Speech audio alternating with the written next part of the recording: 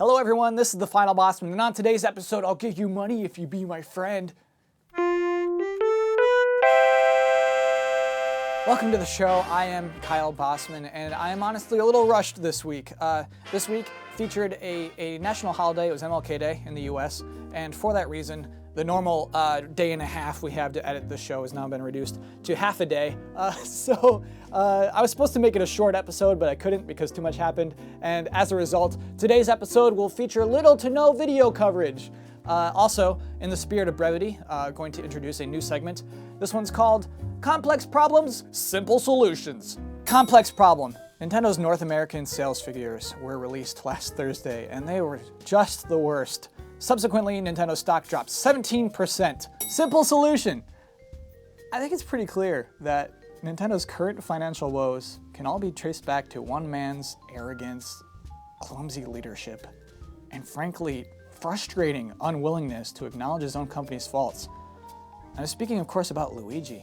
It's simple, fire Luigi. This idiot, he gets this whole year dedicated to him. Oh, here's the year of Luigi. Here you go, Luigi. We're celebrating you. And it turns out, non-coincidentally, to be the worst year Nintendo's had since it started making video games. Good job, Luigi. Good job, you little tall weirdo. Okay, so get out of here. This idiot can't leave soon enough. Honestly, though, let Nintendo figure this out for themselves. David Jaffe had a neat opinion I liked. It's kind of just, yes, Nintendo's making a lot of obvious mistakes, but it's non-obvious thinking that has sort of led to all of its current successes. So it's kind of just, it's just Nintendo being Nintendo. Let them do what they're gonna do. I think by the end of this month, they're gonna announce something crazy. They're rumbling that they're gonna fix something, and I just think it's nothing any of us are assuming. You just gotta let that elephant march how it's gonna march. Complex problem. Microsoft pays YouTubers to advertise for the Xbox One and promise not to tell anyone about it.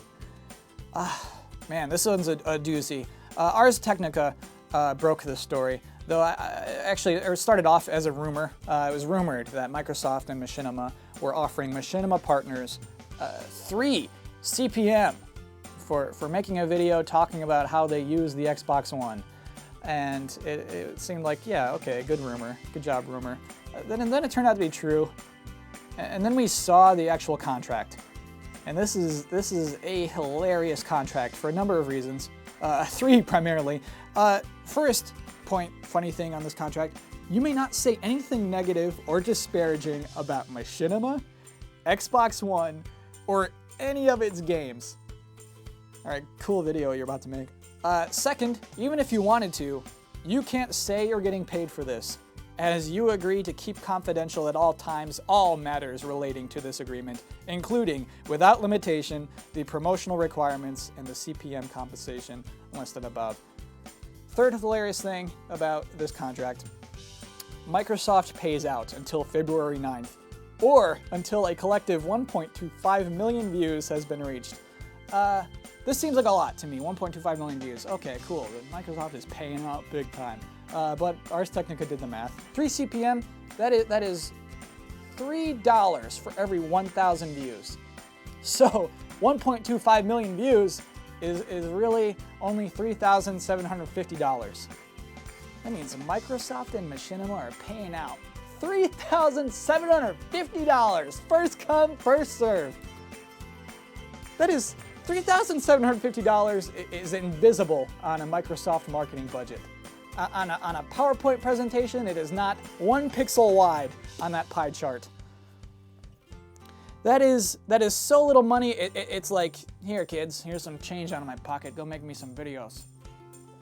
Go make some promotional videos for daddy. And also, this promotion lasted 2 days. It started January 14th and ended January 16th. So that means that $3,750 was snatched up pretty fast. And also the assumption is that Microsoft kept reaping the rewards from this promotion for much more than they paid for. Then we learned that this isn't even that weird. Recon XBL, person who leaked the contract originally, and Boogie2988, popular YouTube personality mostly for France's character, but also makes genuine video game videos. They kind of came out and said, this actually isn't that unusual. This happens a lot. You didn't know? The big difference here, this thing where you're not allowed to tell anyone that you're getting paid by Microsoft, that is explicitly against FTC regulations. And something will probably be done about that, probably before this episode airs even.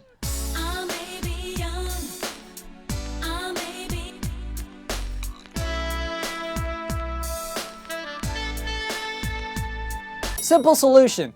I've been thinking about this. I got it. We're gonna have to pitch in. I'm gonna get us a bucket. I'm gonna find us a big old bucket we're gonna pass around. And collectively, we're going to offer 4 CPM to anyone who wants to make a YouTube video expressing their honest opinions. Honestly though, this is weird to me too. And I think it's just part of YouTube's growing pains, along with its current content ID issues. It's kind of just, YouTube is having to become more responsible. Soon they're gonna come after Angry Joe and they're gonna take his Superman shirts away. It's just, it's becoming everything else. Going forward though, I guess all of us, myself included, should just look at entertainment as entertainment, strictly, and play games for ourselves. And if we have an opinion that is in the minority, never to feel like that's a stupid opinion, because who knows who's arguing against you. Complex problem. Candy Crush developers King trademarked the word candy for use in video game titles and also clothes for some reason. Simple solution. Hey, stop making games with candy in the title, everyone.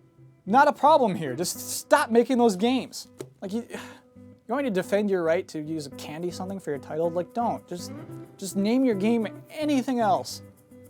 In fact, like, make any other game. Don't make candy games. Stop it! Honestly though, this, I think, is just part of the weird system we have. Yes, there are games out there who are named Candy something that are just trying to get in the same searches as someone who searches for Candy Crush, and that's wrong. That's wrong that they just want to get, some of the trickle down of the big candy boom. The thing is that in order to stop those people, you have to stop everyone, even the people who are completely unrelated to Candy Crush. We saw this kind of recently when Mojang wanted to name their game Scrolls.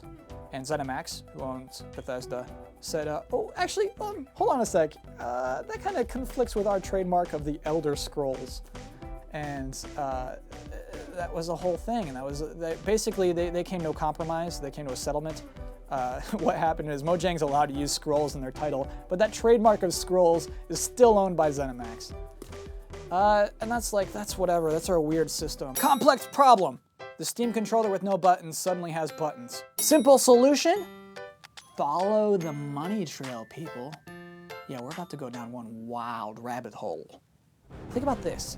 First, GameCube controller with no buttons. Then, Steam Machine controller with no buttons. Suddenly, Steam Machine controller with buttons? And not because buttons are superior, mind you, but so it can be cross-compatible with older games. Yeah, like it could be that simple. Really? Do you want us to just eat that up, Valve?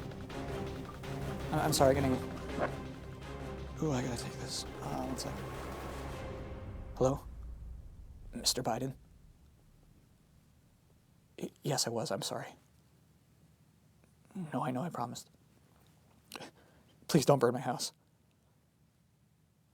I don't think we're recording, no. I don't think I said your name. Okay. Okay.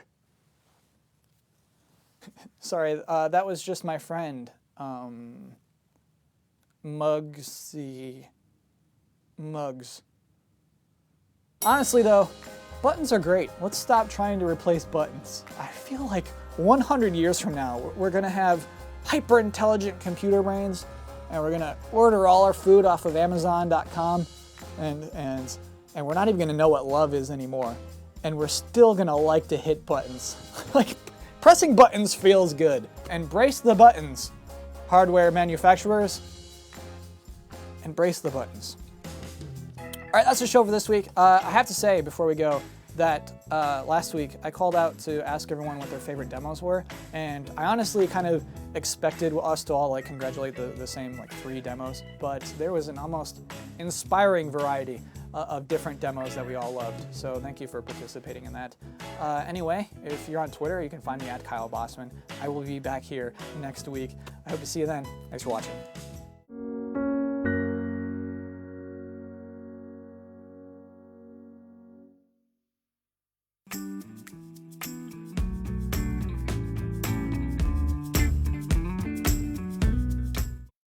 This guy can't leave soon enough.